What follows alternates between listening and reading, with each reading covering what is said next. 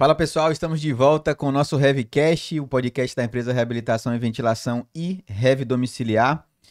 É o nosso 22º episódio e nós estamos aqui com o convidado, o Dr. Jamerson Telino. Ele luta jiu-jitsu, pedala de bicicleta, né? Ele anda de moto também, é diarista, é auditor. O cara faz tudo, mas a gente vai falar sobre auditoria, não vai rolar jiu-jitsu aqui, nem bicicleta não. E também vai ser papai logo em breve. Antes de começarmos, antes de passar a palavra para o Jamerson. Ellen, prazer estar com você aqui de novo, tá? De novo, chefe. Esse podcast ele tem um apoio muito especial da Faculdade Inspirar Belém. A galera lá da Karen, Paula, a Diana. Então, a faculdade de referência em pós-graduações e cursos na área da saúde e bem-estar. Então, você que quer se especializar, quer fazer diferente no mercado, melhorar o currículo, se preparar para o mercado de trabalho, o local certo é Faculdade Inspirar Belém. E outro apoiador extremamente importante para a gente é a Amazon Fisiocare, que é mais conhecida como Posto Ipiranga da fisioterapia. Se você quiser qualquer coisa relacionada à terapia do sono, fisioterapia respiratória, é só lá na Amazon Fisiocare, falar com a Renata, com o Jean, com a galera lá, com a Josi, que você vai ser bem atendido e vai ser bem assistido também. Beleza? Então um abraço para a Faculdade Inspirar, um abraço para a Amazon Fisiocare e vamos lá. Mestre Jamerson Telino. É um prazer ter você aqui de volta, né? Você é o nosso primeiro convidado que está retornando com um tema diferente e está retornando aqui com a gente para falar sobre auditoria na ventilação mecânica. Alguns profissionais têm dúvida por esse processo ser um processo novo, mas todo mundo vai tirar todas as dúvidas aqui com você. Mas antes, eu gostaria que você se apresentasse para a galera que está nos assistindo e nos ouvindo também. Muito obrigado pelo convite, mais uma vez estar presente aqui nesse evento, nesse programa que eu gratifico tanto. As duas empresas, né, que é Reabilitação e Ventilação e Reabilitação Domiciliar, tem uma gratificação, um apreço de ter vocês como amigos, como colega de trabalho também. Para mim isso é muito vantajoso. E como chefe também. Para quem não me conhece, eu sou Jamerson, eu sou fisioterapeuta auditor, fisioterapeuta diarista e também sou fisioterapeuta assistencial. E atualmente a gente faz um mix de ações, né? São 3 escalas, 3 turnos, 3 ações diferentes. É como se... Tu vai para casa também? Pois é, tem a parte de ser pai e tudo mais agora, e aí Pai de dono pet casa. também. Ele Pai de também pet é um posto também. Ipiranga, né? É. É outra versão do posto Ipiranga. Esqueci de falar que você é pai de pet. São 2 cachorros e 3 gatos. 2 gatos, 2 gatos. 2 gatos. Beleza. Jamerson, você falou sobre a questão de que você está navegando em 2 mundos, né? Hoje a gente tem o profissional que ele está, assim, de forma geral, né? Quando o profissional vai para gestão, ele fica só ali na sala, no administrativo, nos gráficos, no papel. E você está nesse mundo administrativo, né? Você é fisioterapeuta auditor, fisioterapeuta diarista também, mas também você tira plantão. Você está lá sentando os pacientes, colocando em pé, fazendo toda a sonografia, avaliando o diafragma. Qual a vantagem de você estar nos 2 mundos, né? Na sua opinião, isso tem alguma vantagem para você como profissional? De vantagens que a gente pode citar aqui, é porque quando você lida com vários profissionais, se a gente for pegar uma UTI, né? São 2 profissionais durante o dia e 3 profissionais durante a noite, dividindo a escala. Então a gente tem aí 5 profissionais para cada UTI. Cada profissional com uma personalidade diferente, uma impressão diferente, apesar de todo mundo ter estudado fisioterapia, ter feito pós-graduação, residência.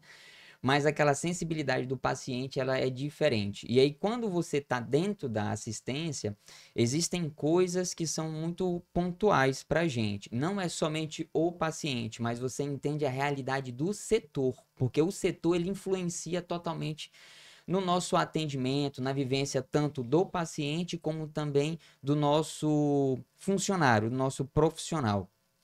E quando você vivencia aquilo, você consegue ali, vamos lá, falando assim de grosso modo, né? Dividir separar o shoyu do trigo, digamos assim, e ver o que realmente está acontecendo naquele setor. Se é um problema familiar, se é um problema técnico da nossa equipe, porque isso acontece bastante E também. influencia no E atendimento, né? influencia no atendimento. Porque são várias interferências, né? São vários ruídos de transmissão que nós temos. E nós, como diarista ou auditor, precisamos colher esses dados. Ou a gente colhe, e tanto é que quando você vai estudar um pouco sobre a auditoria, seja auditoria de ventilação mecânica, auditoria de metas, seja lá ela qual for, se ela não for em primeira pessoa, se ela for de terceira pessoa, digamos assim, quando você vai fazer uma análise de prontuário, tu tens de confiar no que está escrito. Mas nem sempre o que está escrito realmente aconteceu e realmente é. Cito eu exemplos de avaliação de mobilização. Para gente que sempre fala que o paciente cruzou as pernas, está apto a ser estubado, digamos assim, né? Então, quando você está ali atendendo, apesar da gente ter, por exemplo, eu geralmente tenho uma carta na manga que é a ultrassonografia. Não que eu goste de puxar a sardinha, mas é porque, para mim, ela é muito importante. Útil, né? E nem todos da equipe têm essa capacidade técnica. Então, é como se eu fosse a carta na manga para alguns perfis de paciente onde a gente tem uma dificuldade maior. Então, acaba que quando eu navego entre essas três áreas, digamos assim, eu consigo enxergar o meu paciente de uma forma melhor e saber o que realmente a minha equipe está passando ou o que precisa passar para melhorar. E aí, esse é que eu acho que, assim, acaba fechando com chave de ouro. Óbvio que é só uma pessoa, né? Mas é de pouquinho em pouquinho que a gente vai chegando até lá. Tanto é que a nossa categoria de fisioterapeuta diarista e de auditor, a gente tem que ter uma capacidade muito grande de passar o conhecimento. E tu só consegue perceber se tu tem falha no conhecimento ou falha na questão da capacidade técnica só quando você vivencia aquilo, quando você presencia aquilo. E aí é por isso que eu acho que é uma grande vantagem você ter esse tipo de profissional ali no meio do salão, possamos dizer assim. Ainda mais para dividir a carga emocional e a carga técnica A também, né? responsabilidade, né? Pra a responsabilidade não ficar tudo nas costas do profissional, né? Você tá ali pra dividir isso também. Uhum. E é diferente olhando de fora, né? Enquanto a gente pensa enquanto assistencial, o auditor e o diarista é muito novo. Então, às vezes, a pessoa que olha de fora, com outras experiências também, vai ter uma visão que a gente que está imerso lá no setor todo dia, vendo a mesma rotina, não vai ter, né? Isso é bem interessante mesmo. Uma coisa que eu sempre, que inclusive eu e a Ellen, a gente já até conversou sobre isso e também já conversei com o Rafa, hoje em dia nós percebemos que todos vamos lá, vamos me colocar há 12 anos atrás, 10, 12 anos atrás, que eu tenho de formado, da dificuldade que eu tinha de conhecimento. Hoje em dia você tem conhecimento à torta e à direita, de vários valores, vários tipos, espécies e por aí vai. Hoje em dia só não aprende quem não quer. Então, geralmente o que a gente identifica no meio do salão são coisas não técnicas, são coisas que a faculdade não ensina, né? Que é a resolução de problemas que a faculdade não ensina, o nosso profissional, o gerenciamento do tempo que a faculdade também não ensina para o nosso profissional, e esses mínimos detalhes, quando você está numa UTI de 10 leitos, pacientes graves, onde você precisa administrar quem vai ser teu primeiro atendimento, segundo atendimento, quais são as prioridades e não prioridades.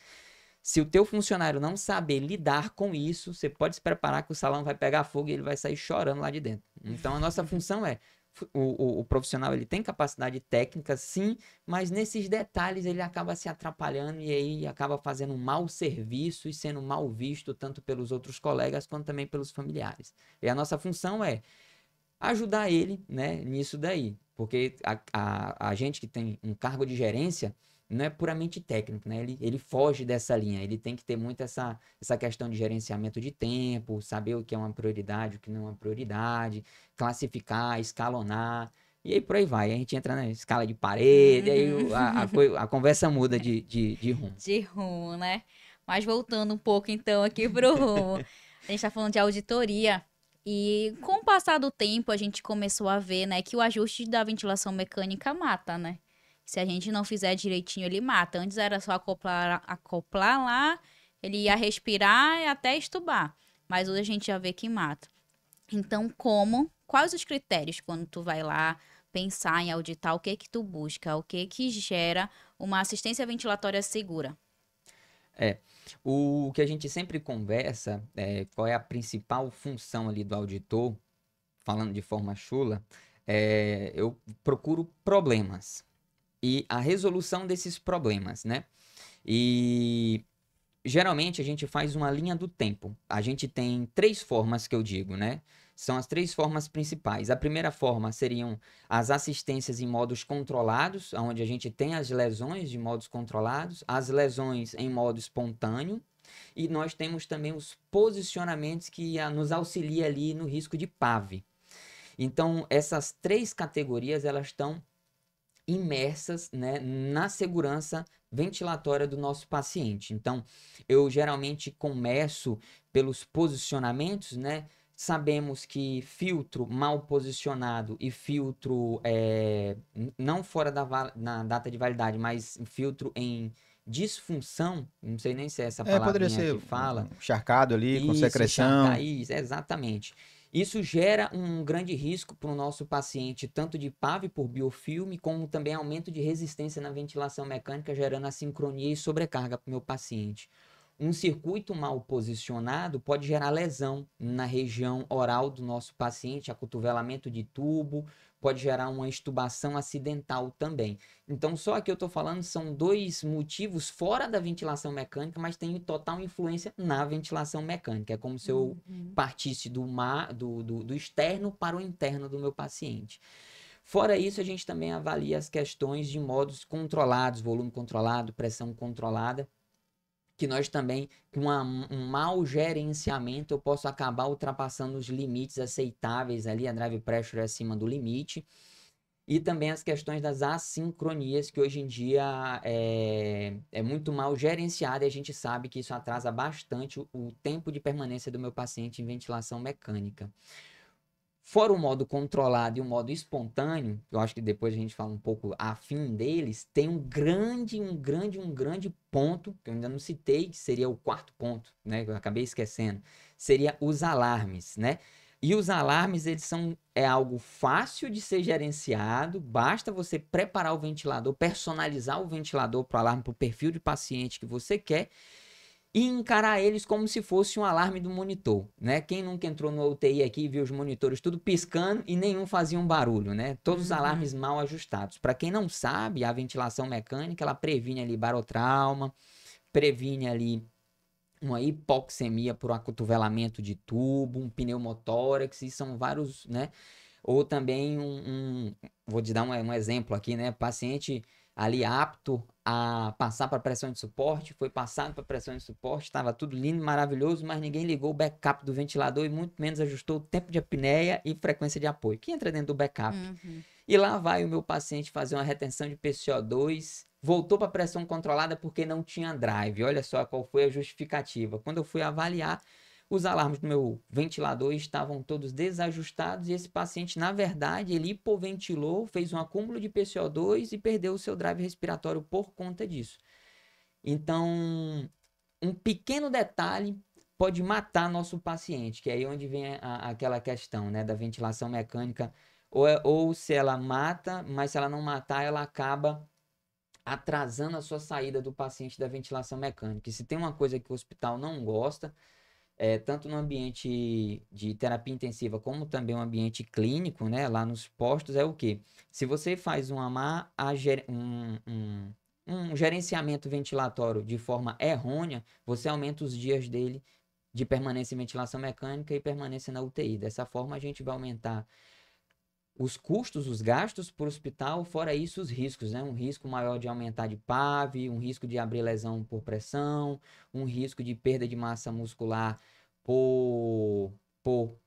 como é que se fala? Ficar mais tempo, né? Mais tempo Ele vai ficar no mais leito, tempo. mais restrito, porque querendo ou não, mesmo que nós mobilizemos o nosso paciente, um paciente em ventilação mecânica, ele fica mais restrito ao leito do que os demais pacientes, não dá para comparar. Então, são esses, teoricamente, os pontos, né? Mas a gente avalia em relação a alarmes, backup se está ligado ou não, o alarme de pressão de pico, o volume máximo, o volume mínimo, tempo de apneia, ajustamos em alguns ventiladores a questão da PIP máxima e PIP mínima, frequência respiratória, volume minuto, e aí acaba, não sei se vocês percebem, né?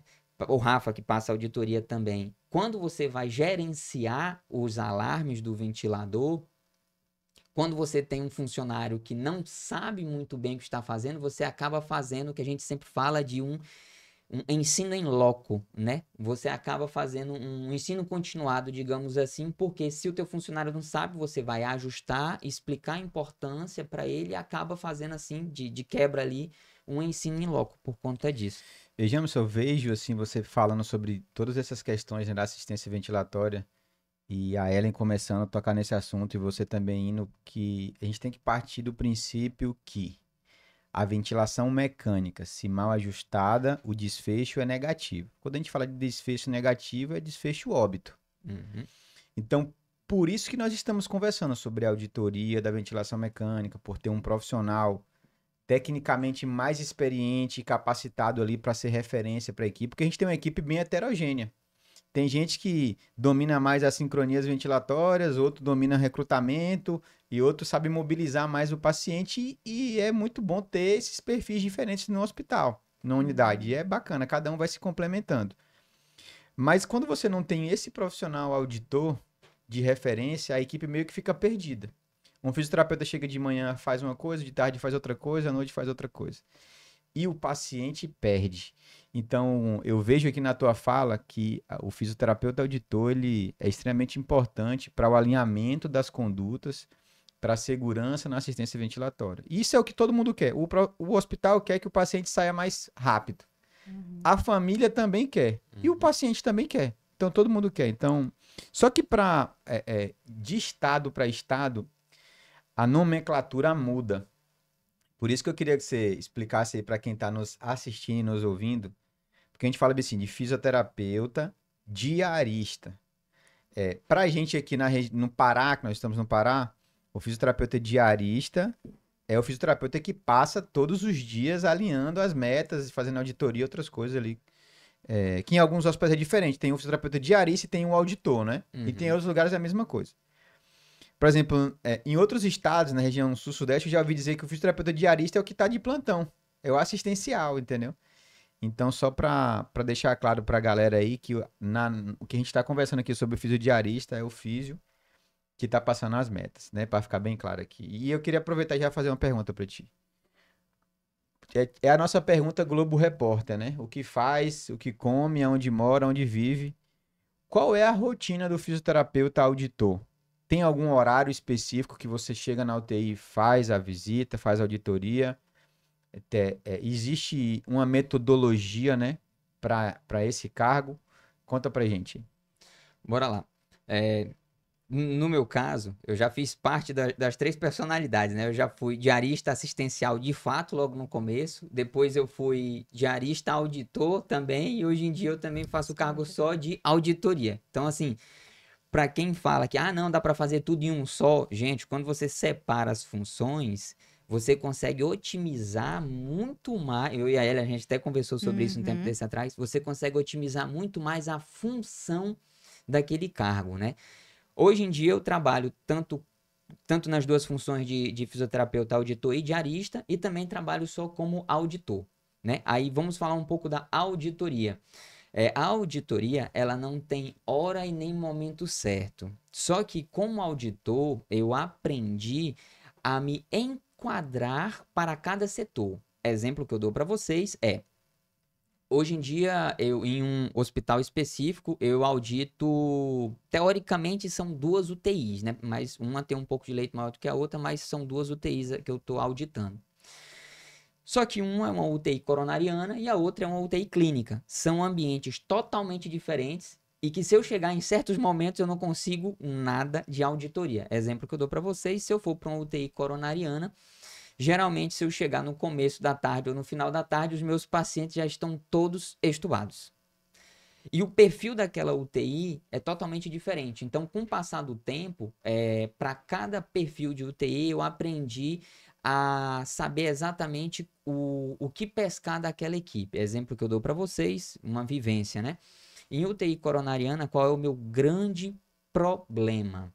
Na admissão desse paciente, se ninguém aferir a PCUF desse paciente, para quem não conhece, quando eles estão no bloco cirúrgico, não tem cufômetro lá É na seringada? É na seringada, 20 ml pra dentro, sem dó ou 40. A traqueia que se segure, A né? traqueia que Puxa se e põe de segure, novo. isso aí. Então, muitas das vezes, quando eu passo a auditoria, geralmente eu dou um tempo de permanência desse paciente para saber se o meu não, né? O fisioterapeuta do setor, ele vai, na hora da admissão do paciente, né, ter a rotina de aferir o cuff, datar o filtro, porque muitas das vezes aquele paciente ele não é estubado de imediato. Às vezes ele cursa com uma instabilidade hemodinâmica e acaba atravessando ali 12, 24 horas, né? Então, primeiras coisas que eu olho, né? Então, geralmente esse paciente ele nunca vai ter drive pressure estourada. É um paciente que geralmente não vai fazer assincronia, porque o momento de assincronia dele é de transição de pressão controlada para pressão de suporte, que é um paciente que desperta rápido. E o que eu mais encontro se chama o quê? Alteração de alarmes, porque na hora de admitir esse paciente, os alarmes estão praticamente desajustados. E é um paciente que tem que tomar muito cuidado com o tempo de apneia, frequência de backup, porque é um paciente que vem com muita sedação residual. Faz muita narcose. Então você passa ele para pressão de suporte e vai embora. Quando olha, tá lá teu paciente fazendo apneia, retendo PCO2 e você nem sabia porque não estava ajustado. Fora isso, PCUF vem acima de 100 do bloco cirúrgico. E um detalhe muito importante que eu aprendi com a minha convivência do dia a dia para esse perfil de paciente é que a nossa traqueia, ela é fibrótica. Então, quando você coloca um PCUF, bora lá, anota aí, tá? Quando você coloca um PCUF de 100, 120 por um certo tempo, mesmo que você deixe o PCUF em 30, lembre-se que a traqueia ela vai recuando, porque ela estava deformada. E quando a traqueia fica deformada por muito tempo, a gente sabe que ela aumenta o risco ali de pressão, diminui vascularização, e aí você acaba fazendo a traqueomalácia, traqueite, uma isquemia ali, né? Uma isquemia. E aí o que acontecia? Aquela bela desfeita, né? Eu chegava para passar minha auditoria PCUF ali de 80. Aí eu fiz, não, mas eu deixei em 30, eu acabei de aferir. Eu falei, pois é, esse o problema. Tu aferiu e foi porque embora. é rapidinho, né? Às vezes porque é rapidinho. Chegou do bloco, só falando, chegou do bloco já vai estubar normalmente. E às vezes essa preocupação foge, porque não vai ficar com a PCUF insuflada por muito tempo. E, né? só que aí a gente nunca sabe quem é o que vai ser estubado em 1 hora, 2 horas, 3 horas, 12, 24 horas. A verificação tá sendo no dedômetro, dedômetro, né? E aí acaba que o que é que acontecia? Quando eu ia lá, colocava meu PCUF em 30, a traqueia recuava e aumentava a pressão do cuff mesmo assim, porque é a traqueia quem tá recuando, não é a pressão do cuff que tá alta. A traqueia que tá recuando acaba Tá fazendo pressão, né, no cuff. Então acaba que eu pedia para eles aferirem em torno de 2 a 3 vezes ao longo do período. Afinal de contas, nós temos 10 leitos, mas só 2 leitos, 3 leitos em ventilação mecânica. E uma coisa que eu bato muito no pé, a galera pode me chamar de chato que for, né? Mas o trabalho da fisioterapia se chama mobilização e assistência ventilatória. Acabou. Fora isso, o resto você administra com o passar do tempo, né? Ali questão de evolução, essas coisas. Mas nossa prioridade é ventilação mecânica, assistência ventilatória e as mobilizações. Tudo que fuja disso, discutir um antibiótico da vida, discutir a sedação do meu paciente, isso para mim já não cabe muito a nós, né? Eu prefiro que ele fique ali dando aquela bela assistência, porque aquilo ali, querendo ou não, eu já vi paciente fazer estridor laríngeo, já vi paciente evoluir com traqueomalácia depois de extubação. Imaginem só uma extubação acidental com PCUF de 100, o estrago que não faz. O cara puxa o tubo, vem a traqueia junto. Da mesma forma que quando eu vou para UTI clínica, são outras observações. Então, a UTI clínica, geralmente eu oscilo entre os primeiros e os últimos horários. Querendo ou não, acho de mau gosto eu acabar sempre ficando em um só turno, porque às vezes foi o colega da manhã que não conseguiu fazer a sua verificação, seus ajustes, e o colega da tarde nem teve tempo disso, né? Porque, enfim, ele não vai adivinhar qual é o paciente que está mal ajustado. Ele vai passar durante os seus atendimentos. Então, eu sempre oscilo ali primeiros e segundos horários para eu saber se é o turno da manhã que não está ajustando ou se é o turno da tarde. É o pulo do teu segredo. É o pulo do gato. Mas eu nunca falo quando eu faço isso. Às vezes eu só chego e observo. Do nada ele surge assim. Mas na auditoria de UTIs clínicas, o que eu sempre percebo é aquele ajuste de o paciente foi admitido e o meu colega confiou no colega anterior e sempre assim, não, foi fulano que admitiu, então tá tudo certo. E aí quando eu passo a auditoria, tá tudo bagunçado os alarmes. Uma coisa que é perigosíssima, não sei se o Rafa ou a Ellen já presenciaram, é ajuste de alarme de pressão de pico pós-titulação de PIP. Se tem uma coisa que a galera esquece, se chama esse E eu alarmezinho vou assumir aí. esse erro que já fiz já esses dias, isso aí. Não, eu Fui também já fiz recrutar, isso. aumentei a pressão. E aí depois no outro dia eu fui auditar a minha UTI e tava errado. Já E aí, aconteceu qual a comigo. sensação já? A sensação é tem que ter auditoria constante. É. A auditoria ela freia. Constante. Inclusive auditor. Não, é o que eu falo, o que eu sempre falo, apesar da gente ser auditor, no calor do momento ali, você como funcionário, que é aquela que se coloque no lugar do seu funcionário, do seu fisioterapeuta, que você vai saber, né? O que são gerenciar 10 leitos, uma intubação acidental ou uma intubação pós-VNI, VNI profilática, VNI facilitadora, mobilizar paciente agitado querendo arrancar tudo, risco de fazer uma intubação acidental e o mesmo não tem condições de ser extubado, tem condições físicas, mas clínicas em si ele não tem condições de ser extubado. Então, assim, na hora a gente fica nessa confusão, mas a gente também erra. Por isso que quando você fica como auditor, é muito mais fácil de você gerenciar, mas é porque essa é a nossa função mesmo. Até nós, como auditores, erramos também quando estamos de plantão. Nós somos humanos, isso é um produto humano, não é um produto, não é uma máquina, né? Temos dias que estamos sorrindo, temos dias que estamos de cara... Eu geralmente estou mais de cara fechada. Geralmente estamos de cara fechada, geralmente ali você dá uma certa prioridade para um paciente que você... É um desafio que você... E acaba que aquele mais simples, você acaba deixando de lado. E é ele quem vai fazer o teu mundo desabar ali, se fizer um pneumotórax ali, né, por conta de um ajuste de pressão, de alarme de pressão que não foi pré-ajustado, digamos assim, né.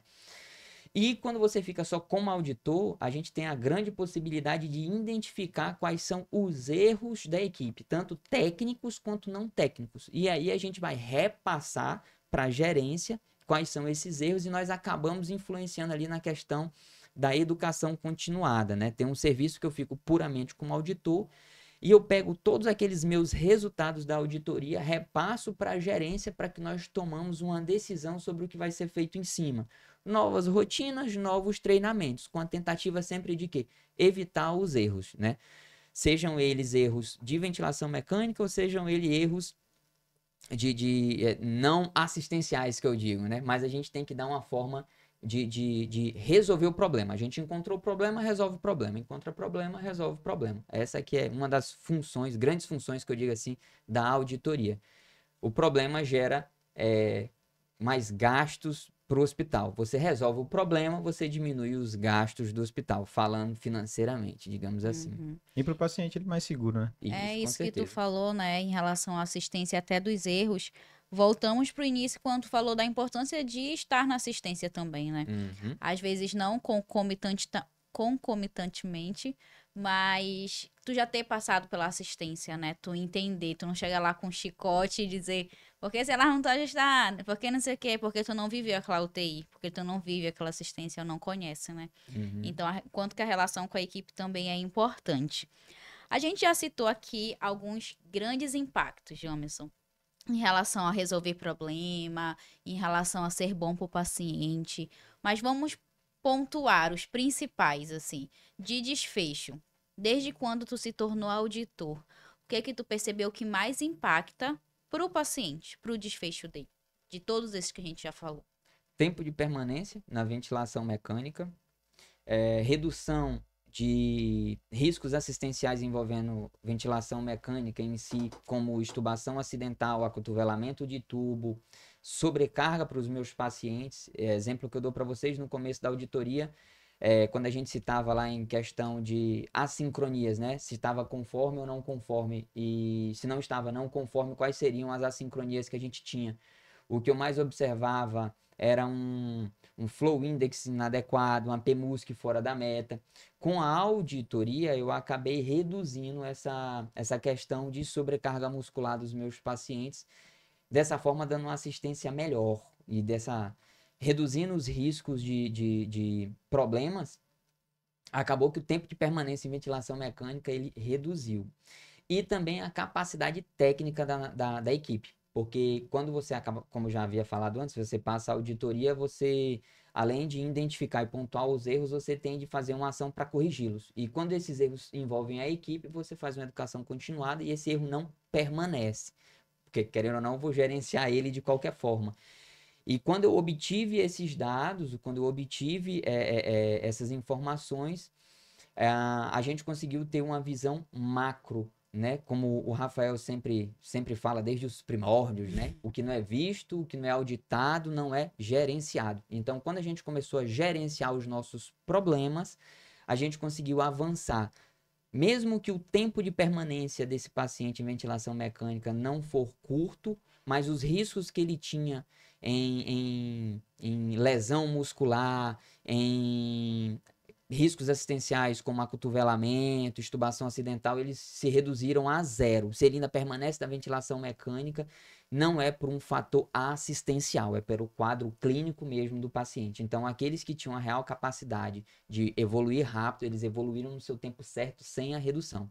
Porque uma coisa, não sei se vocês já viram nesse nosso tempo de ventilação mecânica e de UTI, digamos assim, era aquele paciente que hoje em dia eu olho assim, poxa, a gente estubaria esse paciente em torno de 5 a 6 dias. Que antigamente, pelo o tanto de coisas que aconteciam, você prolongaria ali para 7, 10 dias. Você conseguia reduzir em torno de 2 a 3 dias, né? Tendo em vista que se a gente for falar de perda de massa muscular, a gente sabe que em 24 horas, com o paciente catabolizando, a gente consegue perder uma boa gama uma boa percentualidade de massa muscular. Isso é tão bacana, né? Tipo, eu fico ouvindo vocês falar e vocês imaginaram que há algum tempo atrás, não muito tempo, nós teríamos em uma instituição um físio para ser só auditor? Nunca nem imaginei Né? isso. Isso é Principalmente quando era só da assistência. Eu me lembro até hoje, quando o meu gerente na época, né, que era o Henrique, não existia auditor, não existia diarista, não existia-se nada. Existia-se o físio da manhã, com as condutas da manhã. Se ele fosse parceiro do físio da tarde, eles combinavam alguma coisa entre si para alguns pacientes e fazia-se tudo dar certo. E eu me lembro até hoje, antes da pandemia, muito antes da pandemia, ele passava comigo, era na época o UTI 3, enfim, do hospital. E aí a gente passava, e aí, James, alguma dificuldade? Eu falei, não, isso aqui tá fazendo isso. Aí eu falava, na época minha colega era a Eva, a gente fazia uma dupla muito legal. Inclusive a Eva tá para Rio de Janeiro ou São Paulo, não sei.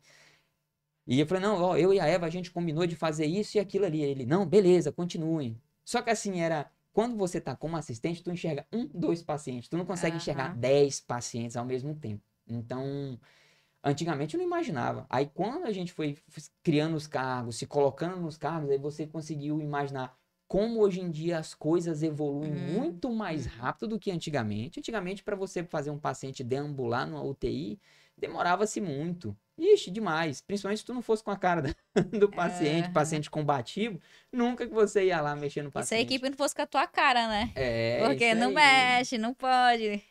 Já arrumei. Isso é muito interessante. Eu fico muito feliz de fazer parte com vocês desse processo e de ser assim da gente ser pioneiros nesse processo no Brasil. Inclusive, no final do ano tá saindo um capítulo da Profísio, que eu tive a honra de escrever aí com a Ellen, com o Lucas e com o professor Rodrigo, falando sobre auditoria, falando sobre indicadores. Então a gente tem aqui no Pará excelentes profissionais pioneiros na terapia intensiva. Então isso é muito com o DNA do açaí, né? Então isso aí é muito, muito legal pra gente. E esse movimento, né, de você botar pessoas certas nos cargos certos e trabalhar os processos e se manter, porque a gente vê muitas coisas que começam e terminam. E o auditor, ele começou, se manteve. Antigamente era profissional que fazia tudo, né? Você ia, cruzava na área e corria para cabecear a bola para fazer o gol, né? Então era assistência, tudo isso. E hoje você está exclusivo para auditoria, trabalhando em educação continuada. Olha que avanço, né? Para fisioterapia, que é uma profissão tão nova, ainda mais no contexto hospitalar. Mas, James, aproveitando esse gancho aí, como surgiu a oportunidade de você trabalhar com auditoria, né? E o que você diria também para os profissionais porque hoje a gente tem muitos profissionais, né, com vários perfis. E na realidade, o cargo encontra a pessoa que está preparado, né? O gestor ele só vai, assim, ó, você está se destacando, toma esse cargo aqui. Então, como é que você avalia essa questão, né? Como é que, primeiro, a primeira pergunta, né? Como é que surgiu essa oportunidade para você ser auditor?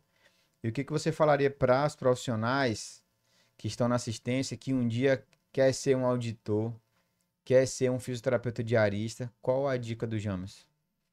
Bora lá, para responder a primeira pergunta, a gente vai voltar aí uns 5, 6 anos atrás, eu acho, que foi mais ou menos a época que a gente começou com isso, que foi quando o hospital falava-se muito nas 6 metas de segurança do paciente. E aí, quando a gente vai falar das 6 metas de segurança do paciente, vocês vão falar, mas o que é que tem a ver ventilação mecânica com isso? Porque dentro das 6 metas de segurança do paciente não tem. E aí acabou que estavam acontecendo muitos eventos dentro do hospital relacionados à ventilação mecânica. E aí, com base nisso, surgiu a oportunidade, né, da gente auditar e gerenciar esses problemas para poder identificar e corrigi-los, né? Como eu já venho falando aqui, eu acho que a função do auditor é o quê? Procura problema, resolve problema, todo mundo sorrisinho no rosto, né?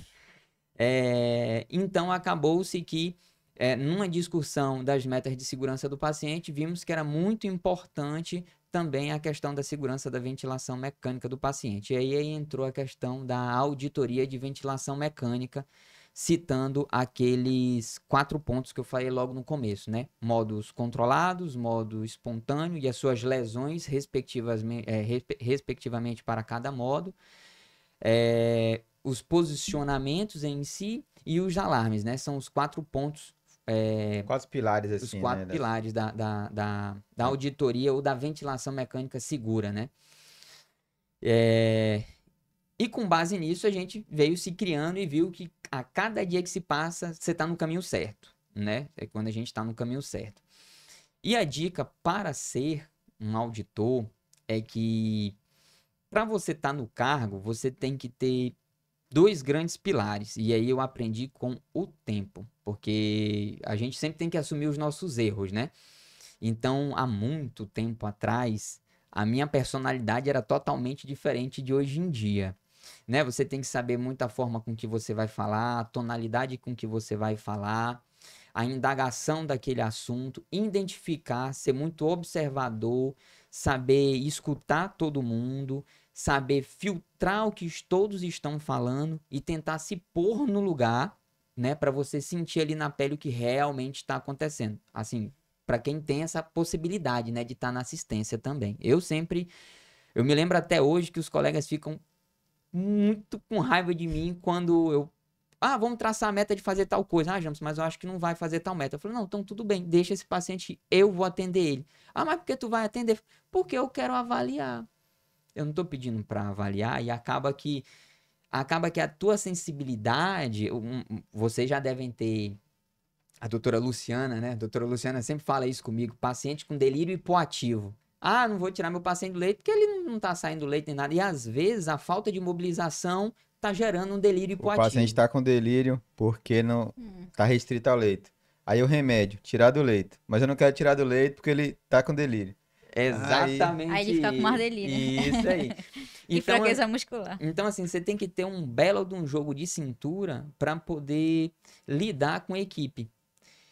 E fora essas capacidades não técnicas, tu tem que ter muita capacidade técnica, porque tu vai encontrar profissionais que vão te questionar sobre o que você está avaliando ou a meta que você está traçando, e você, teoricamente, tem que estar ali na mesma capacidade técnica para poder lidar com essa equipe. Porque, querendo ou não, tudo gera uma discussão. E tudo chega-se a um acordo, né? Eu sou muito o cara do acordo, digamos assim. Porque já trabalhei com profissionais que tudo bem, concordo, e tudo bem, não concordo, e me explica do porquê. E então foi, vamos lá. Continuo não entendendo. Foi, então vamos fazer um acordo. A gente pode fazer por este caminho, se não der certo, sigamos esse outro caminho. Então a gente tem que ter muito jogo de cintura. Porque, querendo ou não, a gente já até conversou muito sobre isso. Infelizmente, eu falo, né? Porque não tem como eu não falar, mas a UTI hoje em dia ela é minha casa. Eu passo mais tempo dentro do hospital do que tempo em casa. Afinal de contas, são 36 horas. Suas contas já estão indo para lá, né? Conta de água, luz, Exatamente. IPTU. O problema é que o cheque especial cai lá no outro canto. Eu só trabalho, dinheiro eu não vejo. Mas, enfim. Acaba que a UTI, ela é sua casa. Um exemplo, vocês vão ter o curso do professor Ângelo Rocá, né? E ele me falou uma frase há gente, eu acho que foi antes da pandemia estourar. Eu me lembro que foi antes da pandemia estourar, um dos primeiros cursos. Eu ainda usava o cabelinho amarrado pra trás, né? O pessoal usava na minha eu cara. Não vi perdeu essa nada. vez. Não perdeu nada, não. São coisas que a Deve ter uma pandemia figurinha, transforma a não sei. gente. A pandemia transforma a gente. E aí, o professor Ângelo Rocá, ele me tocou quando ele falou isso. Foi logo no começo da nossa jornada aí de auditoria. É que o que é mais feio para ele é quando ele chega dentro de uma UTI e ele tá vendo que as bombas de infusão estão na frente do ventilador ou o material de infusão está na frente do monitor. Se ele chega e o ventilador mecânico está atrás da cabeceira do meu paciente, é sinal que o fisioterapeuta que está de plantão, ele não está avaliando o paciente de forma correta e segura e perspicaz, né? Já que se o ventilador não está à vista dele, não se importa nada para ele também. Imagina quando você pega um ventilador que está atrás da cabeceira e com os alarmes desajustados. E aí? E o teu sorriso fica onde? Uhum. Você vai gerenciar o quê? Nada. Você tá fazendo alguma coisa de fisioterapia? Observacional. Ainda mais se você tiver um Nem funcionário... observacional, né? Que você E não tá nem nem tá vendo, né? observacional, né? Você tá vendo a UTI toda. Menos o que realmente te O importa. paciente tá na UTI, porque ele tem que ser monitorizado constantemente. E é justamente o que ele não tá, né? E o que ele não tá. Eu já cheguei a várias vezes acontecer isso, de ter o monitor tá aqui, aí as medicações estão na frente do monitor e as bombas estão na frente do ventilador. E no outro lado não tem nada, só o Não, paciente no outro lado. e outra. E com os alarmes silenciados. Olha, top. E às Numa- vezes a gente tá procurando material pra montar, tá levando coisa pra ser mieta, Isso. procurando gente pra aspirar. Tá auxiliando o procedimento de Mas isso é traqueostomia. Aí isso é uma outra discussão. Outra discussão. Polêmica. Mas aí essa questão me tocou bastante. Então, hoje em dia, quando eu entro na UTI, eu vejo isso, eu já sei que o que são as prioridades da equipe e o que não são as prioridades da equipe. Obviamente que eu não vou chegar com os 2 pés no peito de ninguém e chegar abrindo a boca, mas isso é uma questão de cultura. Eu sempre falo isso com o Rafael, desde quando a gente se conheceu, há muito tempo atrás, que tudo nessa vida se baseia em cultura. Exemplo que eu dou pra vocês. Vou elogiar vocês agora porque eu acho muito importante isso. Tudo nessa vida é cultura. O Rafael tá deixando um legado de cultura em ventilação mecânica, assistência ventilatória, mobilização precoce do meu paciente. Seja ele de forma direta ou indireta, com seus vídeos e coisas, enfim. A Ellen tá deixando uma cultura em relação aos atendimentos domiciliares, mostrando como é que realmente tem que ser feito um atendimento domiciliar ou não.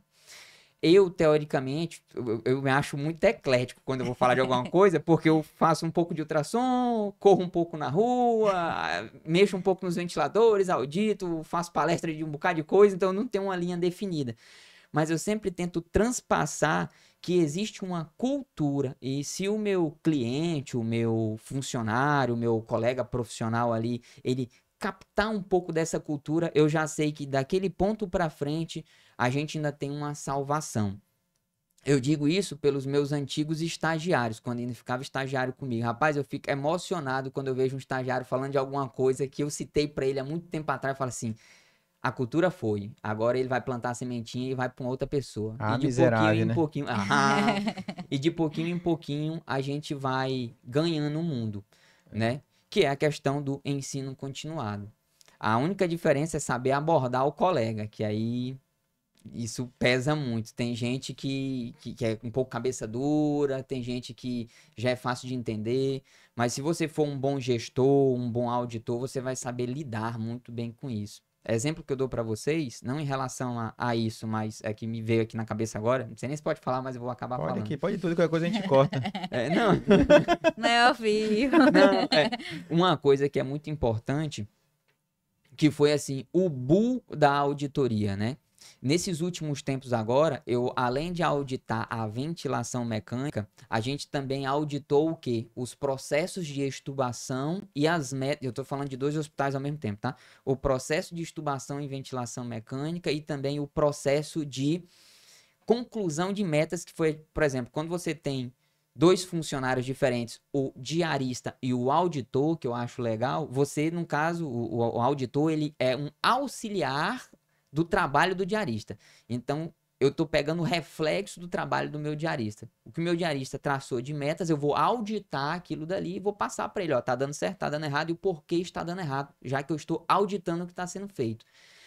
E em reuniões com gerência, a gente conseguiu descobrir muita coisa. A gente conseguiu descobrir que de 100%, exemplo que eu vou dar para vocês, 100% das metas auditadas de uma UTI, 75% delas eram metas que envolviam processo de desmame ventilatórios não concluídos. E aí, com isso, eu consegui filtrar, assim, a grosso modo, quais foram as metas que não foram concluídas, no caso é o processo de desmame ventilatório, mas o que foi que influenciou. E aí, meu amigo, eu descobri muita coisa. Descobri que tem colega com capacidade técnica de não identificar o que é que está gerando um desconforto respiratório, se é uma fadiga, se foi uma fadiga por rolha, se foi um paciente que foi abruptamente reduzido pressão de suporte, não foi avaliado um PMUSC, uma P01, um flow index inadequado, porque para quem não sabe, não adianta chegar para mim como auditor e falar assim, mas para que tu tá auditando a parte do esforço muscular desse paciente se o ventilador nem é bom, ele não te dá PMUSC, P01, não dá para fazer drive pressure transpulmonar? Eu falei assim, a análise gráfica tá onde? Aí você não tá vendo porque o ventilador tá atrás da cabeceira, então se entendeu? Então a gente como auditor acaba pegando isso tudo. E aí em reunião com a gerência a gente conseguiu definir exatamente, exemplo, muito broncoespasmo. Mas ora, o broncoespasmo, ele era porque reduzia meu paciente, fazia esforço e abria o broncoespasmo? Não. Era um broncoespasmo envolvendo mudança de decúbito, troca de curativo, banho do paciente, hipersecretividade, broncoespasmo porque o filtro estava encharcado por muito tempo e ninguém viu, ninguém trocou o filtro. Broncoespasmo porque talvez a medicação esteja sendo feita de forma errônea, a dosagem dela. Então acabou que com esse dado da auditoria é como se eu abrisse as portas da felicidade para os gestores da UTI. Falei, tá aqui, ó. Você puxou o pelo da parede e veio um urso. Isso, exatamente. Aí você achou mais Boa uma coisa analogia. mais uma coisa de importância do fisioterapeuta auditor, né? Só ele, no caso, assim, Então, Sem contar enquanto as metas, né? Que às vezes elas não são cumpridas porque elas não são traçadas de forma assertiva.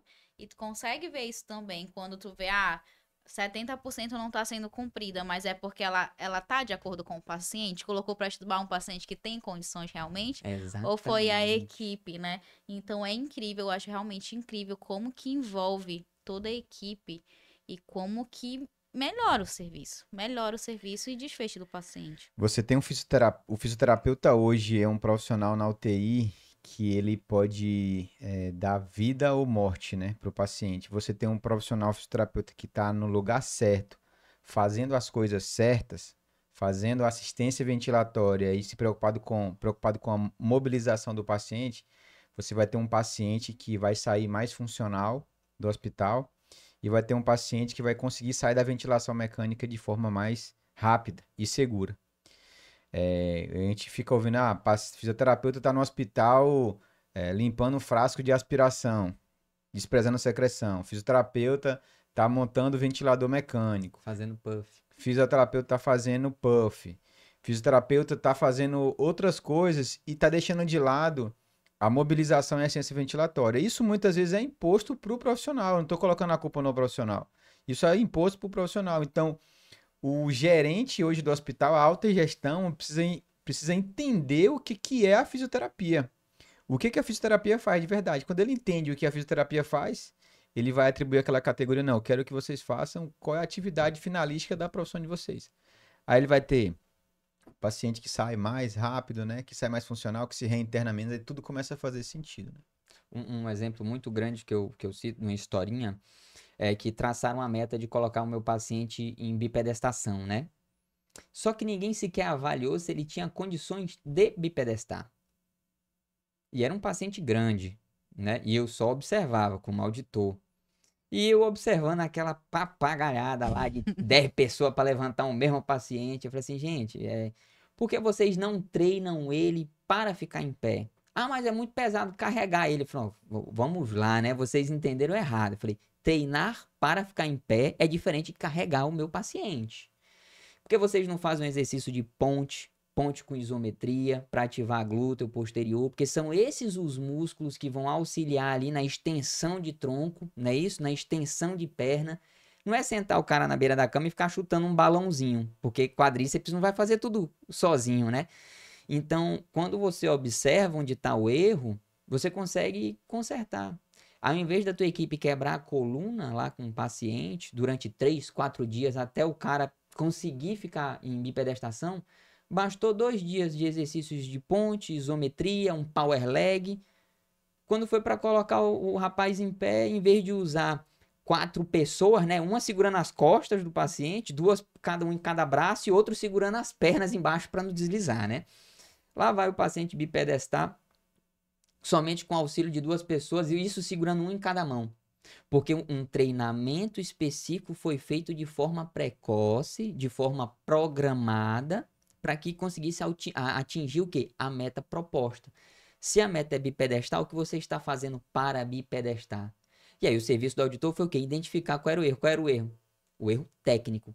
Uma forma de gerenciar ali o atendimento que estava de forma errônea. Uma prescrição de exercício inadequada. De exercício, que é outro assunto que está muito, né, hoje em dia, que é algo que a gente vem falando há muito tempo, né? Não colocar a carroça na frente dos bois, senão não vai dar certo o serviço.